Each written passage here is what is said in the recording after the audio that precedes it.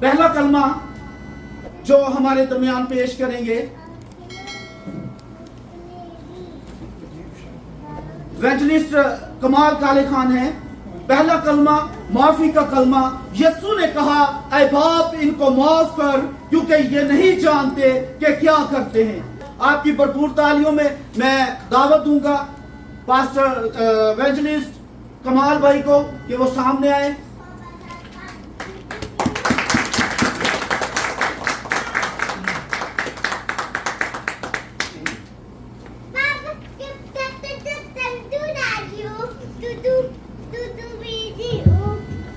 بہت بہت شکریہ. میری طرف سے آپ سب کو سلام.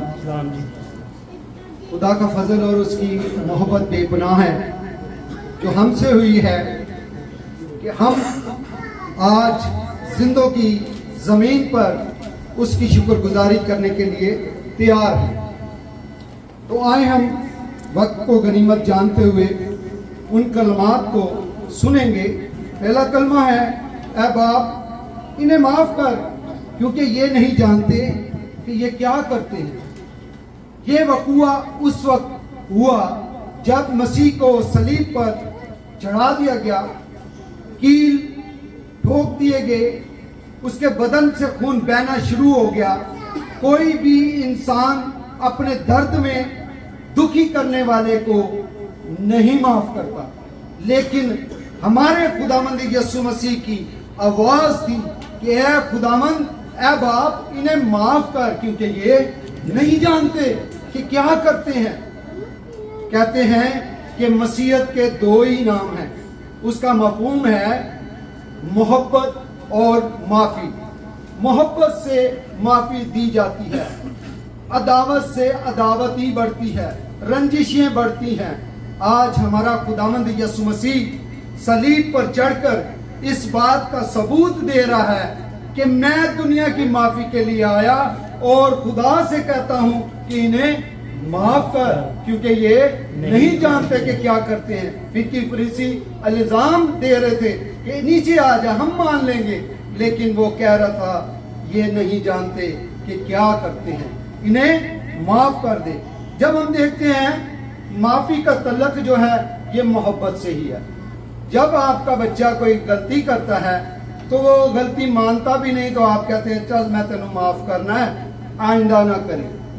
تو ہم جب دیکھتے ہیں پالوس رسول رومیو کے خط اس کا 5 باب اور اس کی 8 آیت میں لکھتا ہے پس خدا اپنی محبت کی خوبی ہم پر یوں ظاہر کرتا ہے کہ جب ہم گناہ گار ہی تھے تو مسیح ہماری خاطر ہوا.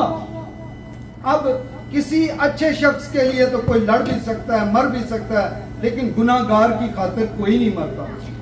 یسوع مسیح نے ایسے ہی ہماری عدالت کی جیسے کہ ایک جج کے سامنے وہ بیان دے رہا ہو کہ انہیں معاف کر دے. عدالت کے کٹہرے میں کھڑا مجرم جو ہوتا ہے اس کی وکیل جو ہے ضمانت دینے کے لیے, اس کی حمایت کرنے کے لیے اور اسے چھڑانے کی بھرپور کوشش کرتا ہے, اور پھر مجرم جب ثابت ہو جاتا ہے, اس پر جرم ثابت ہو جاتا ہے اس شخص پر, تو ایک اپیل کا دائرہ ہوتا ہے. اپیل کا دائرہ یہ پیش کرتا ہے کہ اس پر رحم کر دے, اسے معاف کر دے. تو یسوع مسیح نے بھی ایسے ہی کیا. خدا کے سامنے ہمارے لیے وہ درمیانی بنا, اور اس نے درمیانی بننے کے بعد خدا سے درخواست کی کہ انہیں معاف کر دے, اور اس میں میں اور آپ شامل ہیں. اور خدا ترسی کے سبب سے ہم جو معاف کیے گئے ہیں. میں کچھ چند وقت ہوئے کہ میں یاد کر رہا تھا کہ میری رنجش کس کے ساتھ ہے. میں نے اس کو میسج کیا, میری رنجش آپ کے ساتھ اس بات پر تھی. کچھ 7-8 مہینے میں آپ سے بات نہیں کر رہا تھا, تو میں آپ کو معاف کرتا ہوں. آپ کو جو رنجش میرے ساتھ ہے وہ بھی آپ بلا دیں اور معاف کر دیں مجھے. تو یہ سلسلہ آتا ہے کہ خدا کہتا ہے اعمال کی کتاب, رسولوں کے اعمال کی کتاب 17 باب اور اس کی 30 آیت اور 31 آیت میں لکھا ہے پس خدا جہالت کے وقتوں سے चश्म पोशी करके अब सब आदमियों को हर जगह ये हुक्म देता है कि तौबा करो।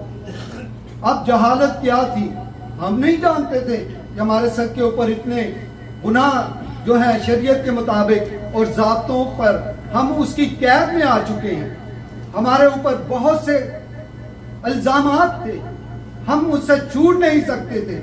इसलिए खुदा का बर्रा जो था यसु मसीह दुनिया में आया और सलीब पर कह रहा है इन्हें माफ कर दे क्योंकि ये नहीं जानते।